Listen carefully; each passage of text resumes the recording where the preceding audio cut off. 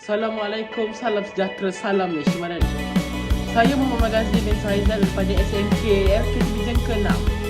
Rancangan Pendidikan Malaysia 2026-2035 perkenalkan 5 ciri murid sejahtera yang melahirkan generasi seimbang dan cemerlang. Antaranya ialah berilmu, iaitu sentiasa menuntut ilmu dan berfikiran kritis dalam menyelesaikan masalah. Kedua, berakhlak, mengamalkan nilai murni serta menghormati orang lain. Seterusnya adalah murid hendaklah sihat daripada segi kesihatan fizikal, mental dan emosi. Keempat, murid hendaklah berdaya cipta kreatif dalam menciptakan sesuatu karya baharu.